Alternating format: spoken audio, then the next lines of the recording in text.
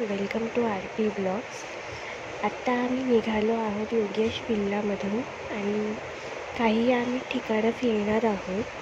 So बघूया कोणती कोणती ठिकाणं आज फिरून होत आहेत.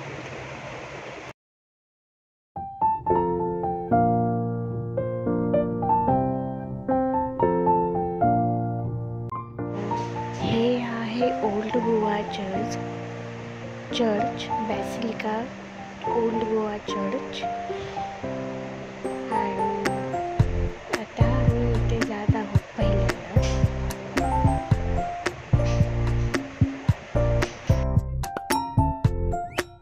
ओल्ड गोवा चर्चचा ॲम्बियन्स खरंच खूप छान आहे आणि खरंच खूप मस्त वाटते या एरियामध्ये येऊन.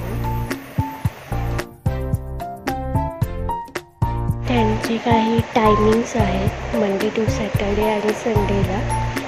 आणि आता आम्ही चर्चच्या आतमध्ये गेलो आहोत.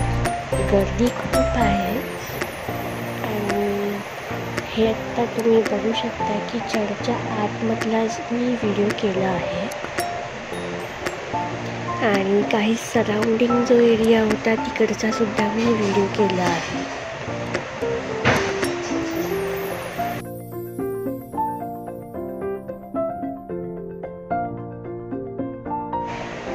ओल्ड गोवा चर्च नंतर आम्ही गेलो तिरुपती मंदिरामध्ये, जे कोणालाही माहिती नाही मोस्टली.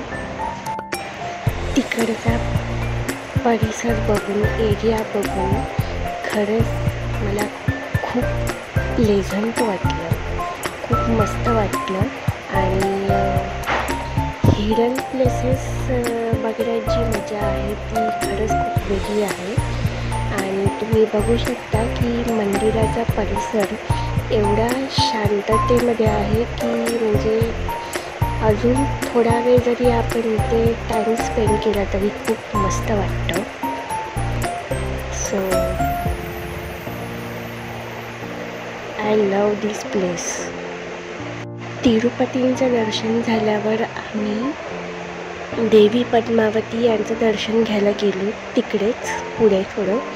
आणि मी आउटसाईड शूटिंग करत आहे कारण मूर्तीच्या एरियामध्ये दर्शन घेताना फोटोग्राफी व्हिडिओग्राफी अलाउड नव्हती. सो जेवढं मला शक्य झालं तेवढं मी व्हिडिओग्राफी केली आहे. सो तुम्ही बघू शकता की खरंच खूप हा ॲम्बियन्स मस्त आहे. आणि इथे एक फणसाचं झाड आहे ज्याला फणस लागले आहे. आणि हे इथे आपण बोलतो जसं की धर्मशाला किंवा भक्तनिवास, तर ते आहे. आणि हे बघा, हेच ते फणस जे मी बोलली. आणि ही जी जागा आहे ती यज्ञ किंवा हवन यासाठी ही जागा आहे. ओव्हरऑल मंदिराचा परिसर खूप खूप खूप खूप खूप खूप मस्त होता. मला तर खूप आवडलं. आणि तुम्हीसुद्धा इथे आलात तर या मंदिराला नक्की भेट द्या.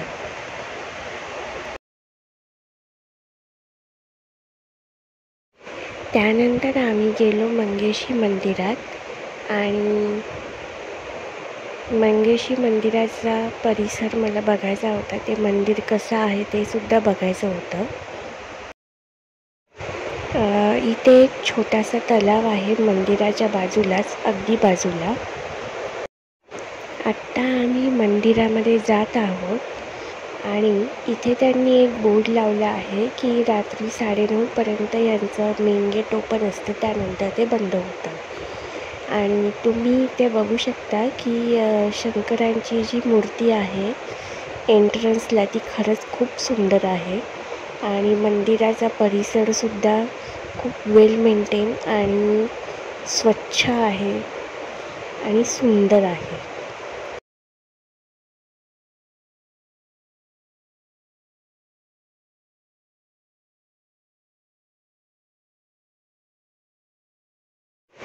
मला तरी वाटतं की इथे काहीतरी त्यांचं रेनोव्हेशनचं काम चालू होतं म्हणून इथे हे असं त्यांनी हिरवा कपडा लावला आहे. पण बाकी मंदिर तुम्ही बघाल तर खरंच खूप स्वच्छ आहे आणि तेच सगळ्यात महत्त्वाचं आहे. आणि आता आम्ही जात आहोत दर्शन घ्यायला. इथे यज्ञमंडप आहे आणि थोड्याच वेळात आम्ही दर्शन घेऊन झाल्यावर आम्ही जेव्हा बाहेर आलो तेव्हा मी जो एंट्रन्स आहे मंगेशी मंदिराचा तो मी कॅप्चर करायचं ठरवलं. सो तुम्ही हळूहळू बघू शकता पुढे की जो एंट्रन्स आहे तो सुद्धा खरंच खूप मस्त आहे. आणि इथे एवढी शांतता होती की म्हणजे अजून थोडा वेळ राहावं असं वाटत होतं. पण टाईम इज द लिमिट, कारण आम्हाला पुढेसुद्धा काही ठिकाणं करायची होती. सो हा तोच तलाव आहे जो मंगेशी मंदिराच्या बाजूला आहे. हा सुद्धा खरंच खूप वेल मेंटेन आणि स्वच्छ ठेवला आहे.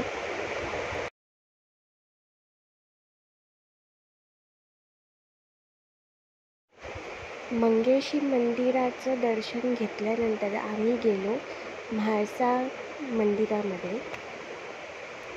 हे सुद्धा मंदिर जास्त कोणाला माहिती नसेल, पण तुम्ही बघू शकता की मंदिराचा परिसर इथे सुद्धा स्वच्छ आहे, वेल मेंटेन आहे.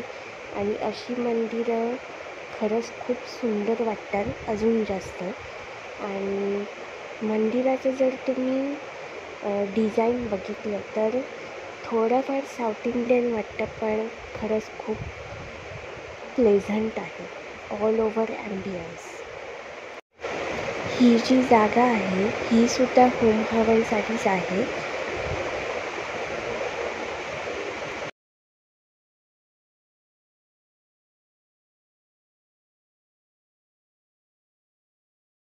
म्हाळसा मंदिराविषयी थोडीफार माहिती जी मला कॅप्चर करता आली.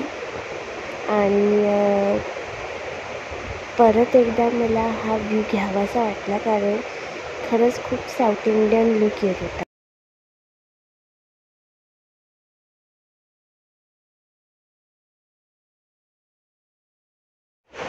त्यानंतर आम्ही गेलो या चर्चच्या ठिकाणी जे डेमॉलिश झालेलं.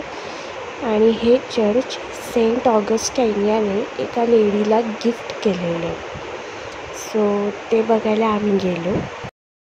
तरी अजून काही ठिकाणं फिरायची बाकी आहेत. सो त्यासाठी तुम्ही व्हिडिओ बघत राहा, कमेंट करत राहा.